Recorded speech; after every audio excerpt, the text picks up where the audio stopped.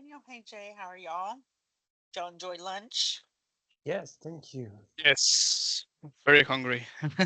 Oh, I'm sorry, I had to move. So, how was lunch for y'all? It was good, thank you. Good. So, just waiting for estimating to jump on. Okay. So they probably will in a minute or two. But I wanted to see if y'all had any questions or anything. Not just Uh, from Veronica's, but I didn't know if you were looking at anything of the work instructions in between. Not at the moment. I don't have any questions at the moment. Okay. Me neither. I think Right. we will start using the ENT. I will have more questions. Hello, Zach. Yeah, Okay. definitely. Hey, Zach, how are you? Hello. Hello, Zach. Morning. Afternoon. Okay, so All right. I'm a, I guess you're going to give this training I'll session.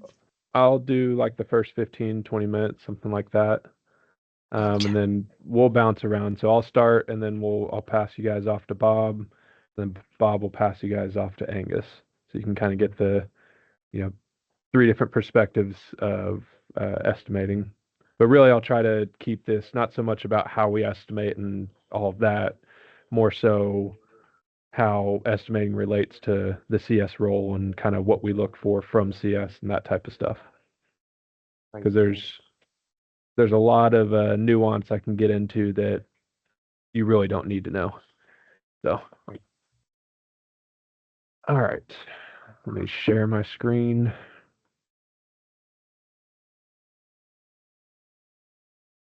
Um, so what with estimating, what we do is, you know, I'm sure you've been, some of the folks in CS have gone over how to send in estimates.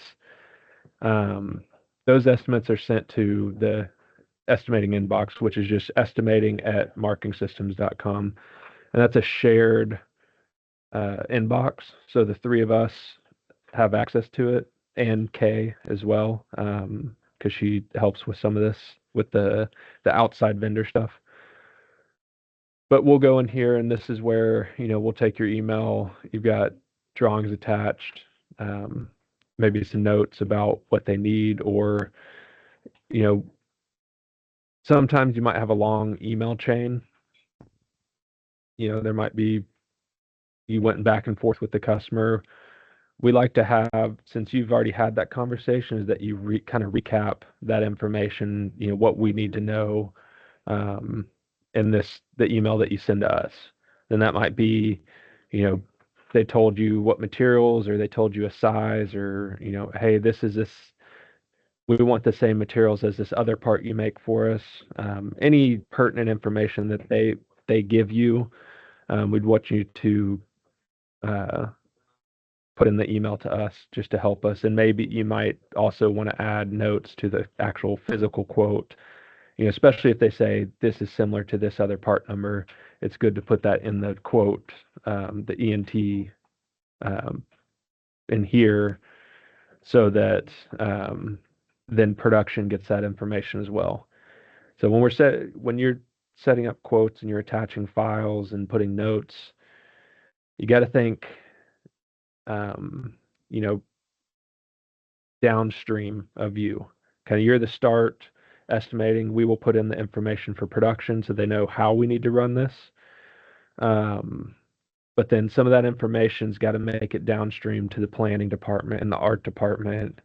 Um, what we really try to do is plan everything up front, make sure that we put all of the information up front. And that's a team effort from customer service, estimating, planning, so that when the estimate gets done and then that's converted to an order, the order gets planned, and art does their part.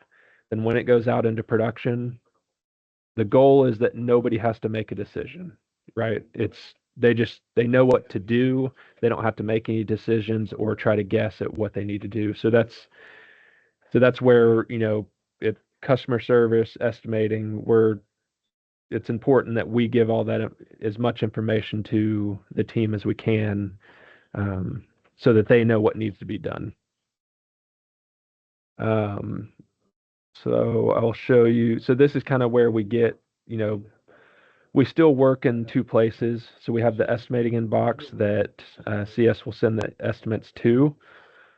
And then we have you've probably heard us all talk about dashboards. We have a dashboard that we work from. So we kind of use both because we're not fully in one or the other anymore. It used to be that we just had the email inbox, and that was a big step up from before where, when I first started, people would print out a paper, maybe print out the drawing and come put it in a physical box next to us. And then we just pull the papers. And then we eventually moved to the estimating inbox email. And then now this is the next step. So this allows us to really manage these things but more closely. So like, you got a quote gets written up. You look at newer to older. Quote will get written up and it'll automatically. So this will every like 15 minutes, it'll look for what new quotes have been added and it'll add it to the list. So like Bob is working on this one. And so we can go in and we'll add our name to it. So, you guys can use this report when maybe you want to follow up on a quote. You can see, okay, is anybody already working on it? So you could see, okay, Bob's working on this quote. I've got a question for him. Maybe it's, hey, when are you going to get this quote done? Then you could just direct it to Bob and then he can answer your question as opposed to just sending a blanket, just an email to all three of us saying, hey, when's this going to get done? You can be more direct with it. But in here, we can say, we're pinning an outside vendor or we're working with a material vendor. Maybe it's something that's going to be a little more complex and the die is not a simple die. So we're going to, we'll send it to our die manufacturer to get a proper quote so that we know exactly how much that die will cost. We use the spreadsheet. You guys probably won't run into too many spreadsheets, but some of our bigger customers or customers that buy a lot of parts will ask us to they want to get updated pricing for all the parts we make for them. So we would use the pending spreadsheet as a way for us to separate out the quotes and kind of manage our workflow. And then another one is, if we're having to research material, the drawing's not clear. We got to do some research to figure out, okay, what material are we going to use? Got to find the vendor, or maybe we got to work with a new vendor. And then some other tags that we have on them is like if you write it up, send it, we start working on it and we've got questions, then we can mark it, we'll send it back to you, say, hey, I need this information. We'll assign it to you so that it'll be assigned to you and you can go get that answer. Once you got the answer, you can put the notes in the quote, assign it back to us and let us, if Bob assigned it to you, then you could email Bob and say, hey, got the information, assigned it back to you. You should be good to go to quote it. Sometimes we have things that we need Razvan Daku's help, R&D. It's a little more complex, or we don't know how we're going to do something, and we got to get, work closely with production to figure it out. And then, you hear, I'm sure you've heard a lot about the 830. You've been in the 830. There's some quotes where we start working on them and maybe, Bob or Angus will have a pricing question where the price that we've been giving them is too low. And we want to figure out, okay, do we want to raise the price or do we want to hold the price for now? Or it's something that we need to talk to production and say, hey, we think this is how we want to run it. Are you guys okay with that? And do you agree with, will that work? So it's, once we let it CS go, then estimating comes in and we talk through all these quotes that they mark for the 830 with where we need to get some clarification or get the team's help to work through an issue. And then the missing info is, if there's missing information, we'll kick it back.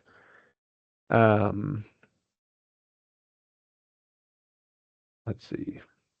That's kind of, so that would allow you guys to, when you've got pending quotes, you can come here first to see, find out what's going on with it. If it's not assigned to anybody, then it means nobody's done anything. So a lot of these have nothing, these are newer quotes in the past day or two. Nothing's been done yet because we haven't gotten to it yet. I Our remember. Oh, sorry to No, interrupt. go I ahead. remember yesterday with Jonathan something like that happened when um, he was looking to see if a quote was already handled by someone, and he came to this report and Yep, contact details. yep. So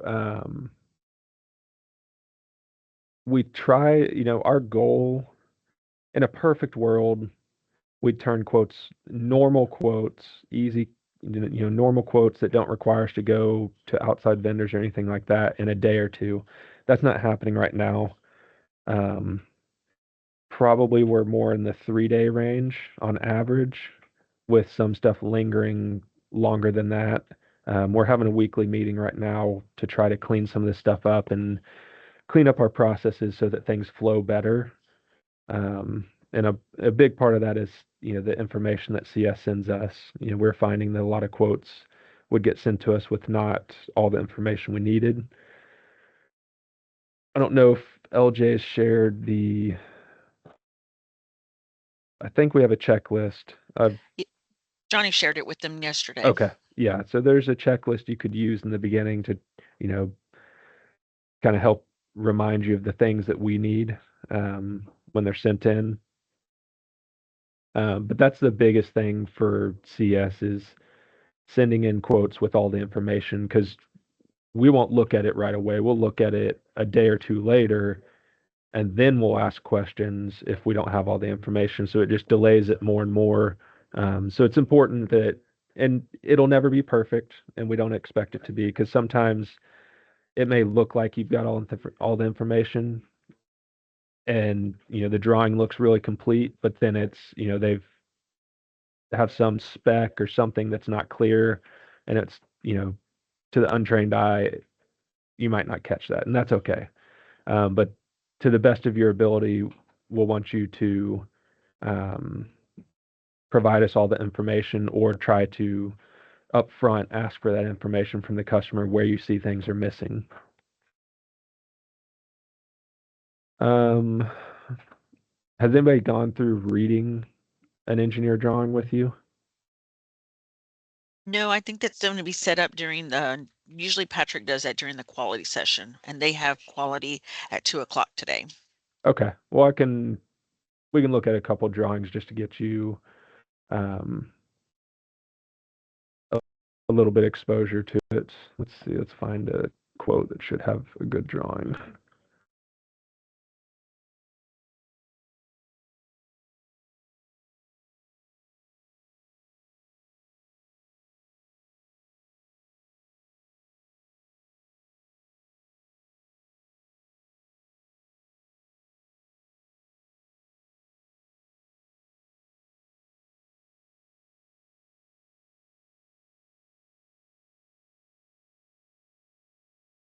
This would be, actually surprised they don't have a, let's see if that's just the art.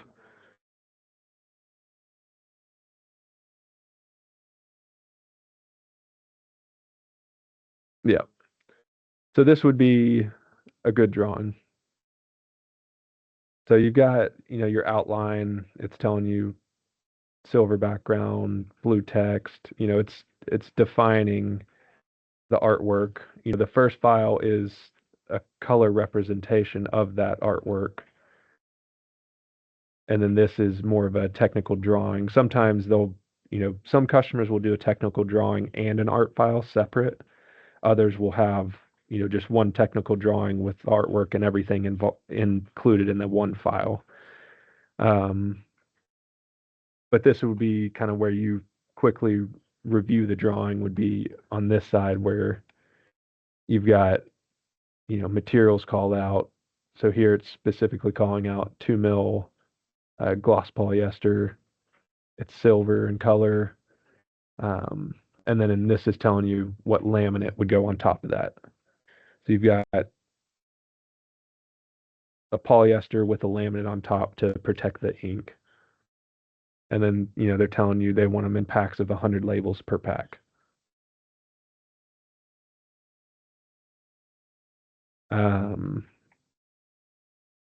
In this case, this quote was sent in because it's a price check, so it's got a PO attached. It's something we've run before, so this is, an easy quote for us. I'll show you our CD PDF. So then this is where our planning up front comes into play. So like I said, we want to give production all the information so they don't have to make a decision. So here, this is where we take the customer drawing artwork and put it into one file, and then on the left is all of our processes and materials. So we've got the material number for the base material, the polyester, and then the laminate and the description, so you know what it is. Since this is screen print, we have each ink that we are using, and then it's die cut, so we've got the die number, the press that we run it on, and then anything after that, we had to back score it to meet the drawing. They want these as individual pieces with a scored liner so that it's easy to get off. And then the cutting press, and then of course inspect and package.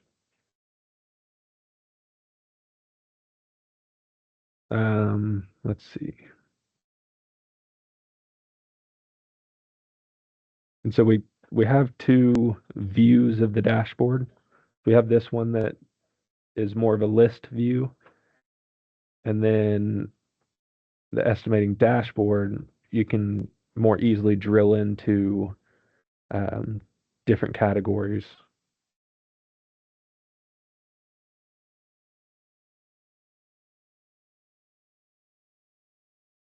Let's see.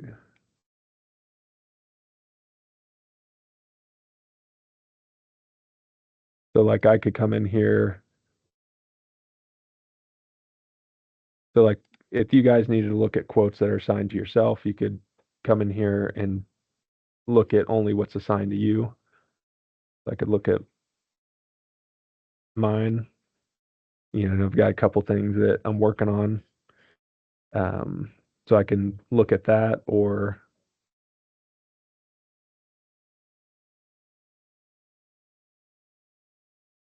and look at everything that you could look at.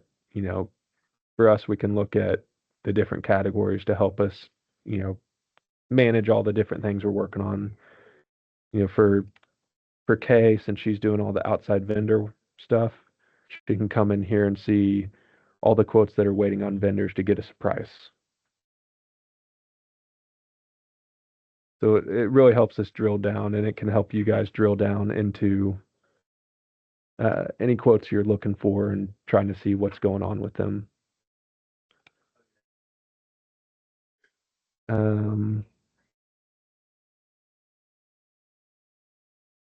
When it comes to hot quotes, when you've determined, yeah, they need this quote quicker, some of the guys in CS might have already said this, but the way we handle that is you'd send it to the three of us, to my personal email, Bob's, and Angus's emails, and then that gets it kind of on top of our radar. So anytime you need something, an answer more quickly, you want to send it to our personal emails, not just the estimating inbox, because everything that's sent to the estimating inbox, it's just, there's 30, 40 unread emails, and we're just working our way up the list as we go. So if anything has urgency, we don't really see it in that inbox. So when you have urgency, you got to reach out to us directly so that we can, jump on that sooner than, as we work up the list. There's just a lot of emails going in and out of the estimating inbox. So if it's urgent, you want to come to us direct, and we can, get to that quicker.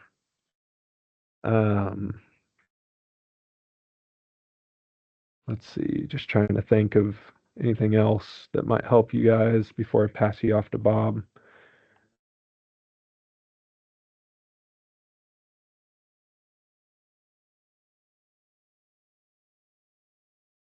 Yeah, I don't think I have much more. I think Bob's about to jump on, so I'll pass him off to you, and he can give you his perspective on what we look from CS. Any questions you guys have? Not from me right now. I think everything looks good. Okay. About the board, is it Azure based? Sorry, say that again. You're a little fuzzy. The board, is it based on Azure? I didn't catch what your microphone is there's a little bit of reverb, so it's not very clear. Let's see. I'm trying to find the transcription. Okay, hopefully that's better. Do you hear me better? Oh yeah, Yeah. that's much better. Great. Okay, I'll use this one. I was just wondering if the boards are based on Azure. That is more of a technical question. Mainly the dashboards are based on the information that comes out of ENT through and goes on to the Teams build. Yeah, so they're Also part of the NT system. yeah, well, it's built outside of ENT, but it uses the data from ENT. So all the back end SQL data on the back end of ENT, they tie into that to see as quotes are added and it's marked pending. There's a lot of logic to it. It's got to Okay. be marked pending. So that's one thing I didn't mention. When you're writing up a quote and you're sending it in, it is very important that, and most of the time it's automatic, but sometimes when you're copying a quote or revising a quote, it'll mark it as revised. But the only thing that shows up on our dashboard is a new, a quote being marked pending. So it's very important that every time you write up a new quote, or whether you convert it from an old job or the previous quote, or you're writing up a new quote, it's got to be marked pending. Otherwise, it won't show up on our report. We'll see the email you sent in, but it won't show up on the report. So it could leave room for us to miss something if it's not marked pending. Okay. So that's very important that it's marked pending. So from here, I'll let Bob take over. I think he's jumped on. Hey guys, how's it going? Oh, great. Thank Hello, you. Bob. Share my screen real quick.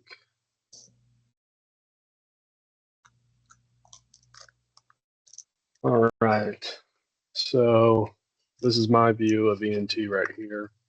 Because I need to operate off of only one screen right now. Let me shuffle some things around so I can get both up.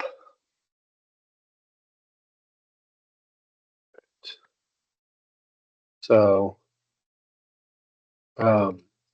one thing I've done on my ENT view is I've made my estimates this red and black background, and then when I'm looking at jobs, I've made it gray and black just so that I know which I'm looking at and I'm not messing around in jobs. So that's why mine looks different.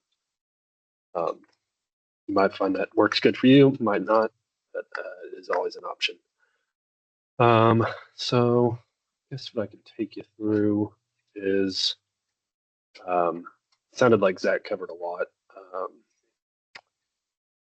So we can just look at some pending quotes and what I'm looking at.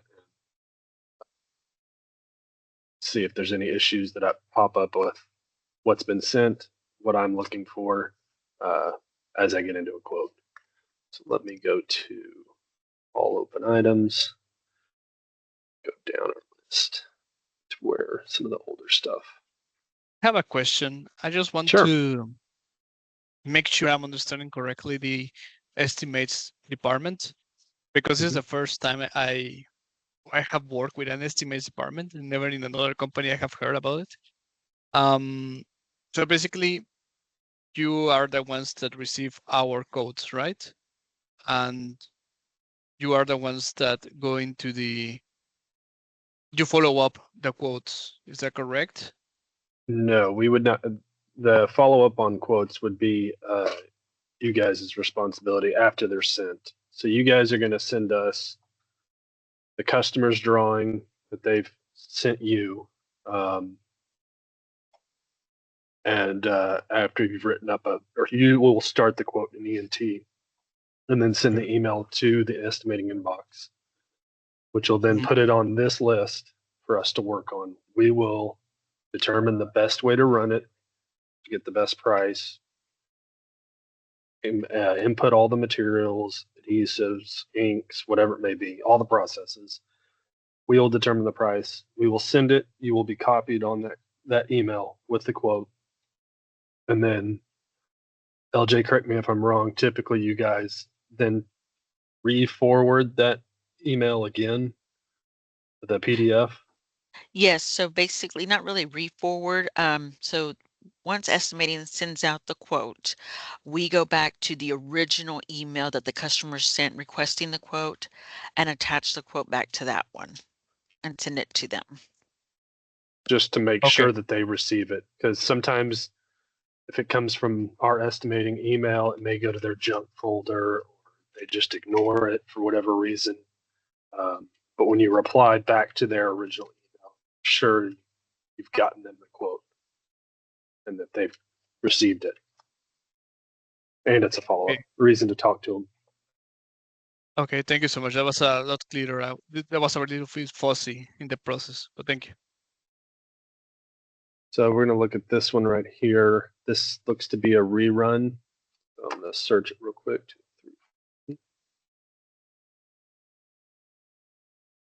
And I can tell it's a rerun based on the dash numbers.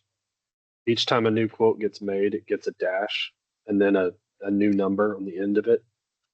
You can see in my list over here on the left, this has been quoted several times. It looks like there's several part numbers on this quote chain. So there's a lot of similars. The one we're looking for is this one. It's got the P-3-1. So the first thing I'm going to do is open the current file, assuming that's it. I'm going to open all the files to see what's going on with it. So that's an art file. Here's our engineer drawing with all the dimensions and for cutouts and material callouts. Oh, I need to move it over. Sorry, it's on my other screen. Here you go. So here's the engineer file that shows the size of the part, size of all these cutouts, the materials down here in the bottom left. And zoom in. Be sure you guys see it. Materials right there. I don't think they're calling out an adhesive anywhere. Oh, adhesives. Sometimes they put the adhesive in weird spots. It's over here. You didn't see the art file. Art file was separate. And the reason they've done that on this one is that likely this engineer file has several different artworks that go on it. That makes sense. So they'll change, maybe they change the text or the colors, but the overlay itself is the same size, same number of cutouts and all that. So that's how we end up with 3, 4, 5 different parts on the same quote chain. In this case, it looks like they may have changed the revision. Yes, we've moved to Rev E and Rev D. Go back to our PDF. And up here in the top right is the revision history. That's the changes. They updated the block tolerance to 2.54 millimeters. which is down here. So they've changed their tolerance to, doing a quick calculation, plus or minus 0.10 inches. I'm sure you guys know millimeters better than I do, but I don't know what it was before. I need to go look at the previous revision to see that. But 0.10 is our standard tolerance for print to cut registration. So it's not really a big deal on this. If it was tighter tolerant or tighter cutouts that are closer together, or some graphics that were without getting into the weeds on it, I don't want to get too detailed on it, but O&O is our standard tolerance, so not a big deal. We should look at the previous revision, so I'm going to search that real quick just so I can see what it looked like before.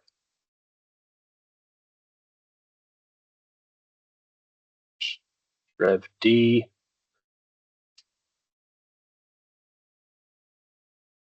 This is our CD PDF for Rev D. Kind of contains everything. Both the engineer file here that I'm trying to circle, and then the art file over here. Looks like zooming in on the tolerance. Previously, they had 0.1 millimeter. So they've loosened the tolerance up, which is normal. 0.1 is 5 thousandths. So that would be too tight for our tolerances. That little change, not going to change what we do here. It's just a rev change essentially. So then we get into the meat of the quote. I guess I should probably just show you a new one as well. We won't go through this one too much more. Here's all our quantities. I don't know if you've been shown how to enter a quote at this point or not. LJ, have you? Have. Okay. Veronica showed them a few this morning. Okay, great. Let's go look at this next one up. It's a new job.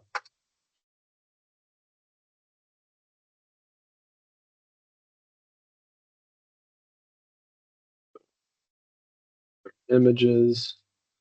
They only provided us one file.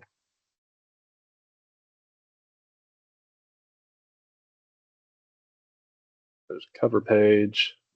Here's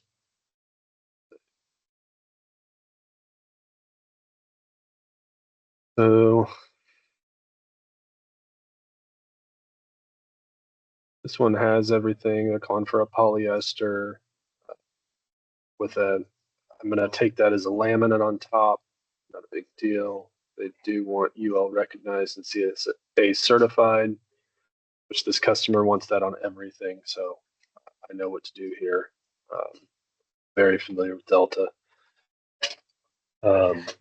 So Bob, in regards Yeah. to the checklist that estimating sent out to us, how does this relate to it?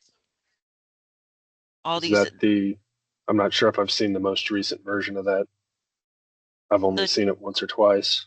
No, not the no materials form, but the one that y'all sent out earlier. Johnny had sent it to them, and I wanted to make sure that it relates. Let me see if I can find it, and I'll send it to you. Okay. Yeah, I'm not sure if I've seen it. If I have, I'm not remembering it. Send it to me too, LJ. Will do.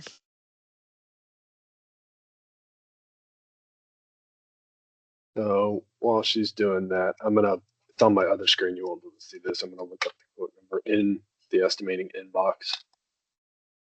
I can see what notes the customer gave at the time when they sent it in.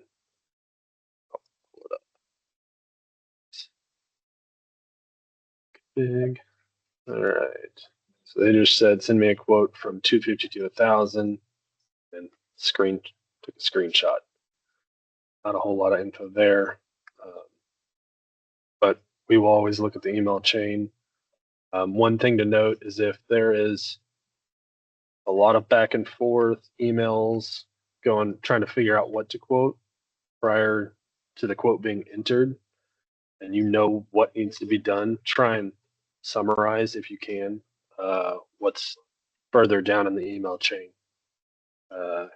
Because likely you will know all the background and all the details of what need to be done.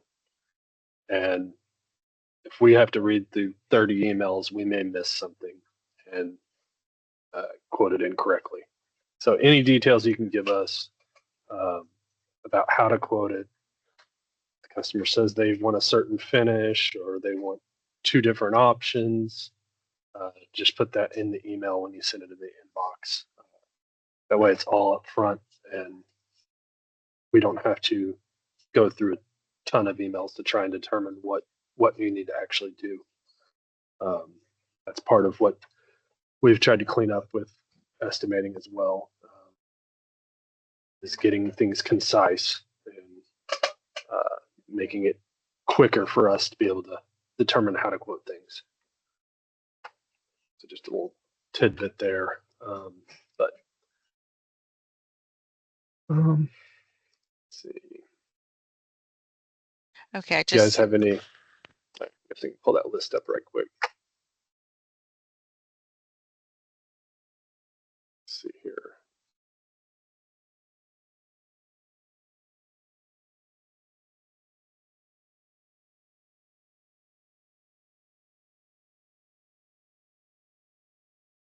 Yeah. Yeah, these are good things to go through, especially initially when you're getting used to writing up quotes, just to make sure that they're on there. Also, make sure you're actually opening the drawings and checking them, because a lot of times, like the one we just looked at, where they gave us that engineer drawing, has all the dimensions, but it doesn't have the artwork. A lot of times they'll just send the engineer drawing, but not the artwork. So then we don't know what colors to print. So To we make need to sure. make sure they have the both of them, the artwork Yes, and the engineer. if that's the case. A lot of times it's on the same drawing, but there's cases where you'll see a file that looked like that one where it's just blank, and if you Yes, just and take it at also face value, it would be a blank part, but really there's an art file that goes along with it. That makes sense. just a quick question, Bob. Sure. You mentioned before that the previous revision on the one you showed us, hmm everything was together. It's better to be together or separate? Well, that file that I opened, this is our internal controlling document that we make during production. So you can see it's got our materials and processes over here on the left side. So we took the customer's engineer file and their artwork file. We put it onto one document here internally. They would have sent Okay. this and then the art file separate like they did this time. But a lot of times they may only send you this engineer file and not provide you the artwork. So you got to be able to look at it and go, oh, they didn't give me the artwork for this. I got to ask for it. And a lot of times it'll reference it. Let me see if I can zoom in on this. Show you where I'm sure it calls out art files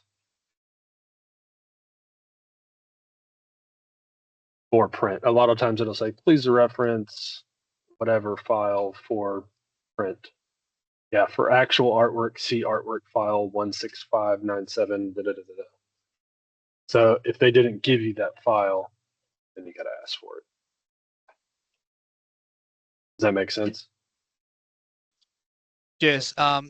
I'm asking because yesterday with Jonathan, the customer, it was I don't know which customer was it, but basically he's just sent a photo. Just can you With make me this? everything. No, Yeah. no, just like a label. Sorry. Like, can you make me this? And then Jonathan started asking with the checklist, like Uh-huh. think little by little. Yeah. Yeah. And a lot of times that may be how they send it to you as well. They may not always have a drawing. Yeah. So we get pictures, which then we got to ask about size and materials if we can't determine it from the picture. If you're not sure, good enough. It's easy enough just to ask us and say, can we quote based on this picture? Physical samples are always a good thing too. If they're willing to send us physical samples, that usually eliminates a lot of the question. Okay. Thank you. Yeah. So would the estimating department be a sort of I don't know, pre-production department in the sense that you start making sense of what the customer wants and what processes and materials will be needed to then provide a quote? Yes. Yes, we are the first ones to say, okay, this needs to be on these materials printed this way, and this is what's going to take, and then we would assign a price to produce it how we think it needs to be done with our equipment here. And then I'll chime in, once our quotes are converted to an order, it already has a framework for the planning and art departments to work off of to really nail down the details. Okay. We kind of create the first framework of this is the route through production, these are the sizes, this is what needs to be done, and then they'll refine that once it becomes an order. And then after the art department, it goes into production. Yep. Okay, thank you. Yeah, thank you for the explanation.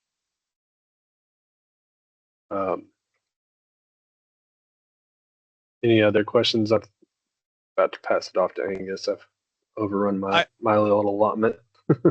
I just want to ask a last question, very quick one. Sure. So it's not necessary for the customer to send us the engineer files and the artwork files. Sometimes they can send us a sample, or maybe they just send us our email with the dimensions and everything on there. It doesn't necessarily have to be a file like the one you showed us. Is that correct? Correct. Not necessarily. They're not always going to have it. It definitely makes it easier if they do have a file.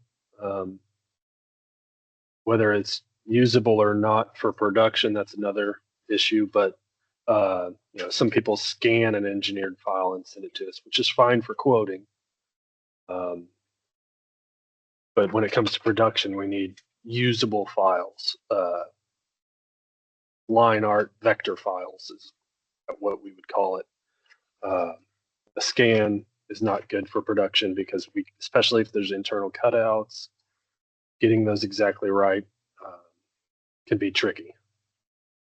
Okay, yes, that's where to answer your we question, enter. if they have samples, more than happy to quote from samples. If they just have a description, we can do budgetary quotes. If they're still working on drawings, it's fine too. Yeah. We also have the ability to create the artwork if they don't have it. We need to ask that question, but if they don't have it, we can charge for the time it'll take us to create it. Yeah. You'll run into that occasionally. Yeah. Got Yeah, it. and we may not, if it's a really simple label, may not have to charge. It's just basic, black text on a white background, real simple. That would be covered under the setup charge that we normally charge on every new part.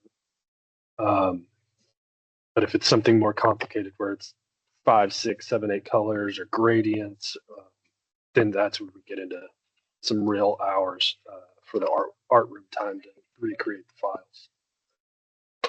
Okay, so basically, just summarizing, Sure. what I need to do is just make sure I have all the details so you guys can have them and make the next steps, right? Yeah, the more information they can give us and you can give us, the better. And then we don't have to make as many assumptions. It'll also help us to quote it correctly for what they actually want and need for a lot of times for a special application. Maybe it has to go on some special plastic that is hard for adhesives to stick to. We need to know that. A lot of times we'll ask, what surface is this going on? And the customer will say, oh, it's going on plastic. Well, what type of plastic? There's a lot of different plastics, and some are easy to stick to and some are really hard. That would be one thing to keep in mind. The more specific they can get with the application when you're having to figure things out, the better off will be in estimating, getting them a label that works for what they need it to do. Okay, that's So, super clear. yeah. Thank you so much, Bob. Yeah, yeah. And like I said, you can always shoot us an email and say, what else do you need for this? We can more than happy to help you out.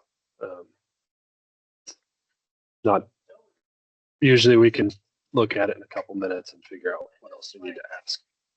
But if you guys already know what to ask, that's why we're doing this. That makes the process go a lot faster.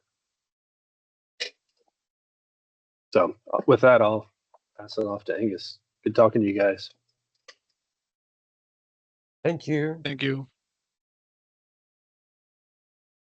All right. How are y'all doing? All good, thank you. All right. We're going so- through. Go ahead. I just wanted to ask if, generally speaking, I mean, ideally the customer would be able to provide the line vector drawing, and in the industry, this is referenced as the engineering drawing, or what would be the term for us to ask for it? Yeah, the engineering drawing is how we would reference them. Okay. And is It there tends. Go ahead. no? And okay, that would be the ideal scenario, but in the real scenario, do a lot of customers provide them, or is it a small percentage? So the bigger the customer, the more likely they are to have engineered drawings and to have everything set up correctly right off the bat because they employ engineers that create those things and have the knowledge. The smaller the customer, the less likely they are to have actual engineers, and it may just be an employee that's trying to throw these things together. So if you have smaller customers, it's less likely that you'll have a really detailed engineered drawing. They may still provide drawings that do have all the relevant information. It'll just be, it won't be as technical, I guess, as some of our bigger customers. So I'll start with one. This is a really good example of something that you might see from a smaller customer. So this is the initial email right here. So in this case, there are no attachments, there are no drawings. They just sent us screenshots or pictures. And in that little checklist, like, luckily here they're giving us the size. It's fairly clear here what the colors are going to be. So we have all the artwork, we have the sizes, and then there's quite a few here. They list them up here. They give us the quantities that they'd like quoted. They tell us they want it to be smudge resistant and the correct size. And then, so you can see Veronica asked, she actually asked, do you have the drawings? I guess Adam, the sales rep, jumped in. They had not yet given us, so they told us the size, given us the artwork, told us they wanted them to be smudge resistant, but we weren't sure at this point what they were going to be applied to, because like Bob had said just a second ago, these could be going on a surface that's really easy to apply to, so our standard adhesive would be totally fine. But they could also be going on a really rough texture that would require a more aggressive adhesive. So Adam jumps in and asks what type of surface they'll be applied to. They told us metal enclosure, powder coated. So at this point, we have pretty much everything we need to quote it. And to your point, we don't have an engineered drawing, but we've gathered enough information to give them an accurate quote. It took a little while to get there. We had to ask some questions. And then Veronica kind of summarized all this. She copied and pasted everything from the initial email, told us what they're being applied to, that they'd be smudge resistant. I guess she didn't put the quantities, but the quantities would have been in the quote. But this is a really good example of one where you're going to start with some information like the size and the artwork, but we need to ask a few questions to get a better picture of how these need to be quoted. And Veronica and Adam did a really good job in pinpointing the info that we still needed, asking those questions, and then summarizing them into an email to the estimating inbox.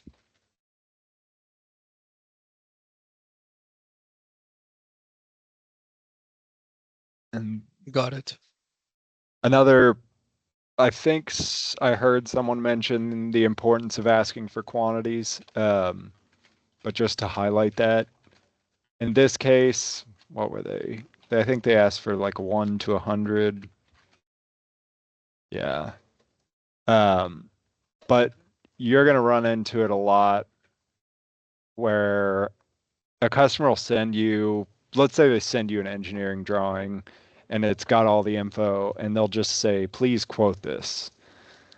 And that is not enough information for us to really quote it correctly, because like this yellow label right here, for instance, if all they want quoted are 5 pieces, then we're going to set the quote up differently than if they want 10,000 or 25,000. They're going to run through production differently on different pieces of equipment. So it's really important to ask that question and not assume. I think for the most part, our quantities typically range from 100 to 1,000, 2,500.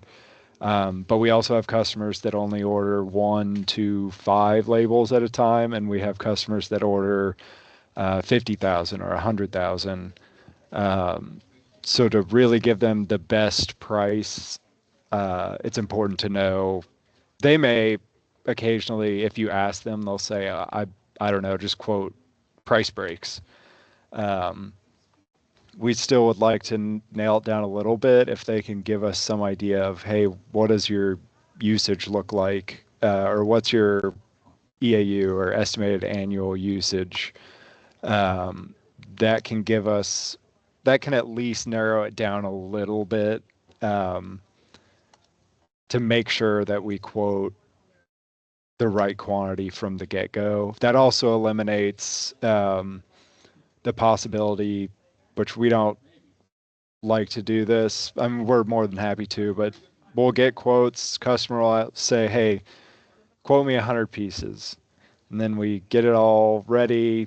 We send the quote. And then right when they get it, they immediately say, send me a price for 250.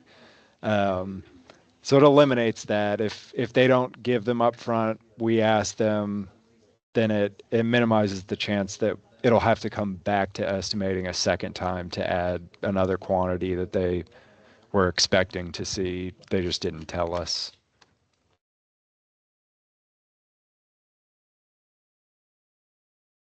Okay, thank you. And I guess this is the list that LJ was talking about earlier. So this is, that one I just went through is a good kind of example for this. So in that case, the material was not clearly called out. If they want a recommendation, we need to know the environment and the surface it's being applied to. So that's the question that sales asked. So that was great. They gave us all of the dimensions. In this case, they didn't necessarily define the colors, but it was pretty clear what they were expecting. And then How do you know when it's not? I'm sorry to interrupt. When it's No, not go pretty ahead. clear about the Um, colors. when it's like that, like just Yeah, black and this is white? a die cut part, but this would occasionally we'll get engineered drawings that don't show colors. No. So it's and it would be an example of one Bob showed earlier where they reference an artwork file. Sometimes you'll get drawings. I don't know if I'll be able to find one, but it'll actually show what's being printed. So if let's just assume on this one it had the word stop and go at the top, or the words stop and go, but it didn't say anything about the color. Um, it didn't say black, it didn't say red or green, but it shows the printing, but it also says reference this artwork file. That artwork file um, will most likely show us what colors need to be printed. Um, so the engineered drawings sometimes give us a good idea of what needs to be printed, or what the text is going to say, but it may not give an accurate representation of the number of colors. So if it was a black and white drawing and they wanted a red stop and a green go printed, if we didn't get that artwork file, we might assume that they just want it printed in black. It's hard to know for sure. I mean, the more drawings that you see, I think the more apparent it will become. Um, let's see if I can find one in the inbox real quick that might be a good example.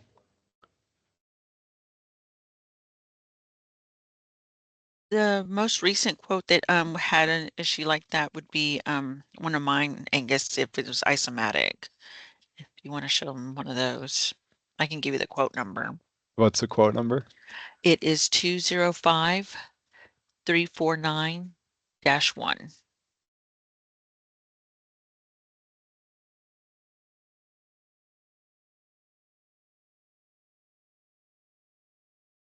Oh. And there's This another is drawing yeah, too. yeah. I'm gonna start with this one. So this is a little weird. This is an example of an engineer drawing that doesn't show the artwork. So they actually say right here the decal information. So they want their logo, and then they tell us what the text needs to read. And they give us all the materials down here. I'm not sure if they reference artwork anywhere, but I guess this is a good example of occasionally you'll get these where they don't call out any artwork. It's pretty apparent just based off the description of the drawing where they call it a QI code label. And you can see here that they're telling us what they want printed. So this is a good indication that there may be artwork somewhere else that you may want to ask for. It just so happens on this, they did send us the other files. So here's the actual label they want right here.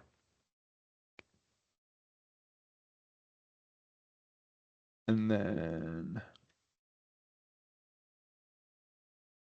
oh, that's unrelated. What were you saying about this one, LJ? Oh, about the colors that because that the engineer drawing didn't call out colors or anything Oh, regarding okay.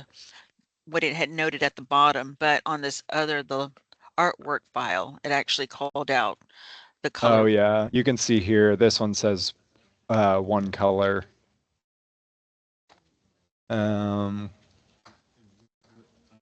See if I can find something else. Here's a good one. So this is one of our bigger customers. They always have engineered drawings. If you took this at face value without reading any of the notes, they show us the artwork, it's in black and white, but now we've got to determine, is it really black and white? In this case, the notes here tell us that. They also, down here on the left side, they say the print color is black, and then the material itself is white. If they didn't, let's assume that this little print color black thing wasn't on the drawing and then these two notes weren't there, it would be worth asking, in that case, on this little checklist, wherever I put it, colors defined, they would not have been defined if those notes weren't there. But this is a great drawing. They give us exactly the material they want, the material color, the adhesive, the print color. They note that the text or the graphics are black and the backgrounds to be white. So this is an example of one of our bigger customers that always has good files. If y'all, okay. If y'all get smaller customers, it's less likely that you'll see engineer drawings. I mean, you're going to. Some of our smaller customers are contract manufacturers, so they're using engineered drawings from other companies that they're building for. But you're definitely going to be more likely to see this kind of thing that I showed you earlier, where it's just a buyer. They don't know a lot. They just kind of send you, like you said earlier, maybe a picture of a label saying, hey, is this something you can quote? Or like a lot of times a customer will just send like artwork. Like they'll just send this picture and say, hey, can you quote this label? And that's where we need y'all to step in and say, yeah, we can quote it, but we'll need a little bit more information. If you don't, what's the material? If you don't know what the material is, can you tell me what environment it goes in? And then we can use that info to give them a quote.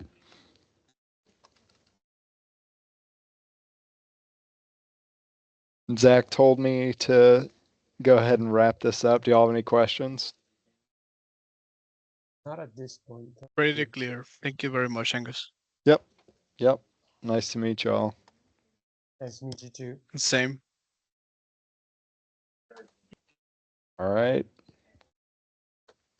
I'll see y'all later. See you. Hope you have a See great you. day. Bye bye.